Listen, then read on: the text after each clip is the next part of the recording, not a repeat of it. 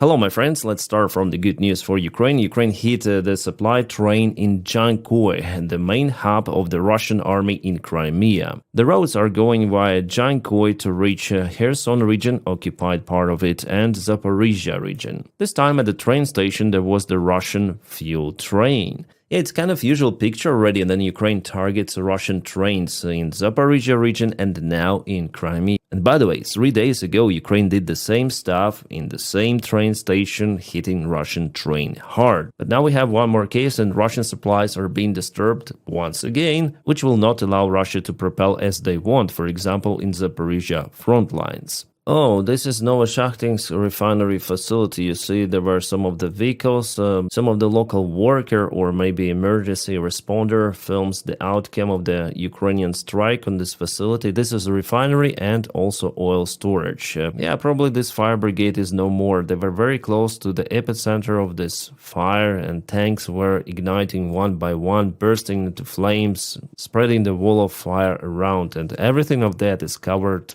with oil.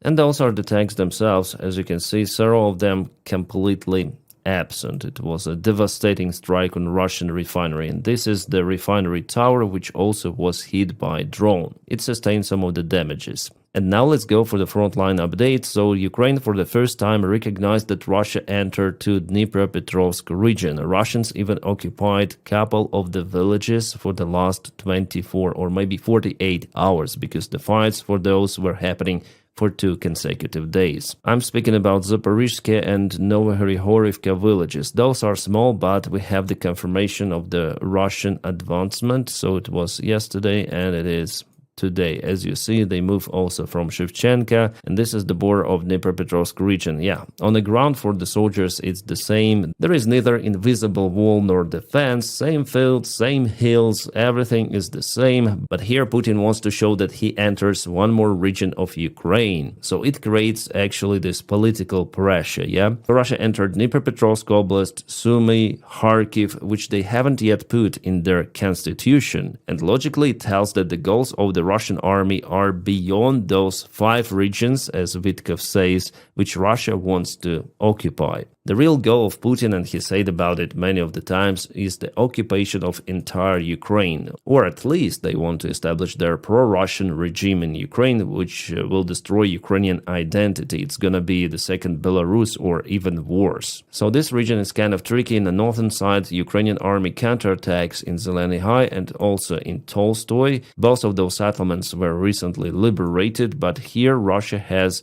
big advantage. And we may go 1 week ago like this, and today you see big Russian movement in this place, and they retreated a little here but moved close to the river near Filia. Well, with this Russian advancement, the risk is going for Kamushivanka village, kind of the small one, but still it's half encircled already, and Ukraine will withdraw from it. And with the next update, we're gonna see this kind of the front line. Is it Ukrainian attack or counterattack towards Perdubova village? It's hard to tell. I would say that this is the area where Russia moves the most, and their goal here is clearly a political one, because from tactical and strategic perspective for them it's better to move forces closer to Pokrovsk, Mirnograd, trying to occupy, to close this pocket, or to Konstantinovka. Yeah, the Russian military command spread their resources all along the front line, and that's why Ukraine has successful counterstrikes, because Russia is in lack of the robust supply lines to maintain their resources, right? But still Russia advances on the front lines. It's logical because they have more of everything. And here in Konstantinovka direction, Russia moved recently with this attack. So it was yesterday, it is today. They entered Bilahora, not yet fully occupied this village, but fights continue. Alexander Shultine, the small village, if they take this, well, I've told a long time ago that Ukraine should withdraw the forces from this region because Russia may close this gap, this bottleneck. Plus here they advance with this new direction, so they might advance already to Konstantinovka if they occupy the small village, because it's the only village on the way to Konstantinovka actually. So the situation here is difficult, and Ukraine absolutely should move out the forces. Well guys, in general for me it's getting hard to trace the situation on the front lines, because in many of the cases the front lines simply do not exist. It is a new evolution, the new step in this war, attacking with a small forces like sabotage groups. The trenches are out there, but they're under constant drone strikes. So if you deploy your troops to the open trench, expect aviation gliding bombs, expect lots of the drone drops, FPV drones on your positions. So the new tactics is to move the forces all around. It is happening from Ukrainian side and as well as from the Russian side. Remember how this breakthrough started, yeah, with the small sabotage groups, and later on they accumulated forces in some of the tree lines, forest patches, and later on Russia sent extra forces, main forces, mostly infantry on high mobile vehicles. The same as our soldiers were surprised with the Russian presence in Pokrovsk. Russians even managed to ambush Ukrainian pickup truck with its soldiers. Well, later on Ukraine cut those sabotage groups, kicking them out from Pokrovsk, but still they offense more and more, wave by wave, but this time those waves are way smaller. The war of 2025 is very different from the war of 2024. Then Russia was attacking Ukrainian positions with big convoys of the armored vehicles, tanks and other stuff. 5-10 vehicles was the usual thing for the Russian strikes. I reviewed many of the drone videos showing those convoy being absolutely ambushed by Ukrainian drones. Well, now those strikes are happening very rarely. There are several reasons why. Well, Russia is in lack of those armored vehicles after all, and the flow of the Russian volunteers to join the Russian army is not as high as it was in 2024. Russia learns on its own mistakes, and now it implements some sort of the sabotage frontline attacks without front lines themselves. Because yeah, here if you open map, it's really hard to say where those small Russian groups could be. For this reason I see more discrepancies from different military analytics who update those maps. Like for example, here is nothing but Ukrainian counterattack, but if you go to the Miko Center 3 update, you can see that Russia moved towards Novoalexandrovka. Probably just few of the Russian soldiers during the night time with anti-drone gear and anti-drone clothes to mask the thermal trace of the body. They made it here, probably were caputed later on, but it was enough to mark this map as the Russian advancement. Then in fact there were few of the Russian soldiers, but if it was successful attack, if Russia for example accumulated in those woods like 20-30 soldiers, they may send more of the reinforcements to them and they may strike the nearby village, putting their flag there, and Ukraine will have to concentrate the forces for counterattack. That's why we see also more counterattacks happening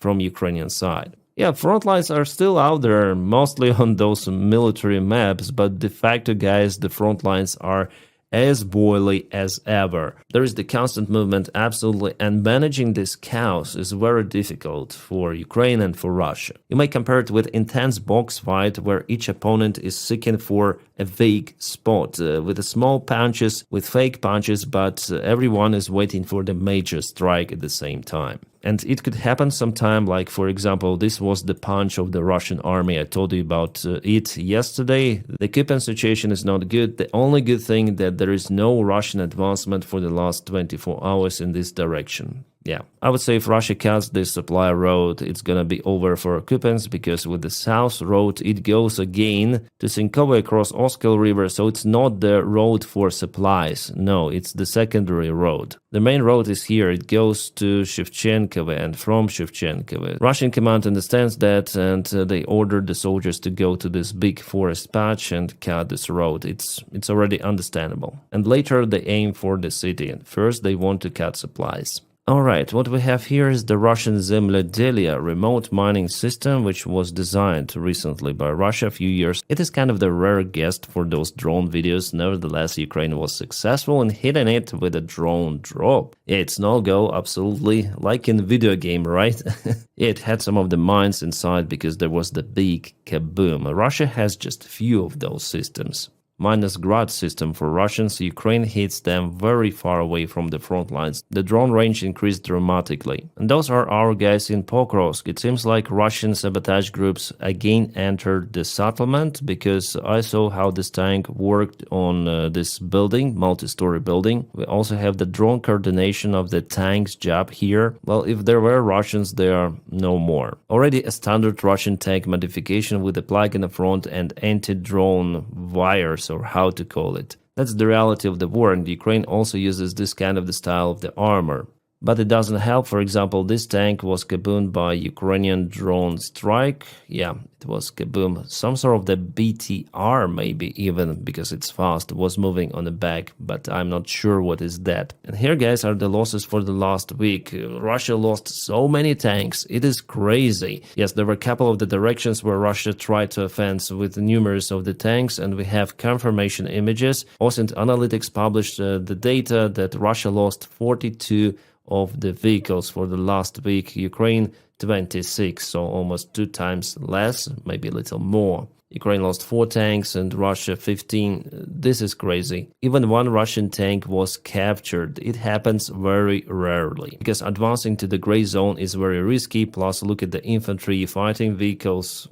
7 against 1, but Ukraine lost more of the infantry mobile vehicles, MRAPs, because Ukraine has the most of those. And I hope that our partners will supply Ukraine with more of those vehicles. United States, Europe, and here we see armored personnel carrying vehicles. So yeah, Russia advances not just with infantry from what I must see, but usually they lose it behind the front lines, and they offense actually with the small sabotage groups. They deliver those using tanks as a backup for the infantry vehicles. They land those as close as possible to Ukrainian positions, and later on Russian sabotage groups or Russian infantry advance further on their feet. In many of the cases, they're just been zeroed. So if we speak about the general picture on the front lines, I would say that the Russian summer offensive failed.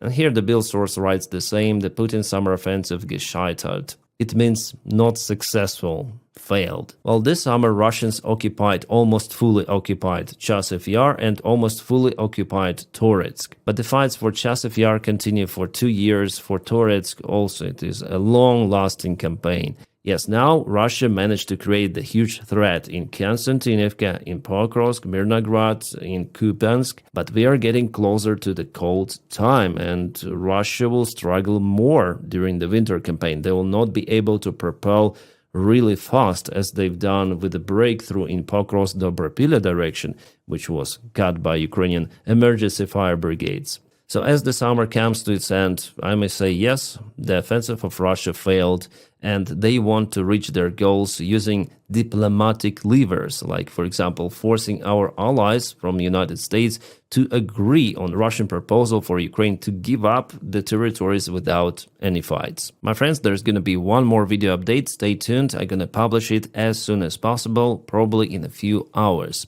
And thank you for making this content possible with your kind support on Patreon. The link for my Patreon page is in the video description just below. Thank you so much for maintaining my motivation. My friends, I wish you all a peaceful sky wherever you are, and have a great time.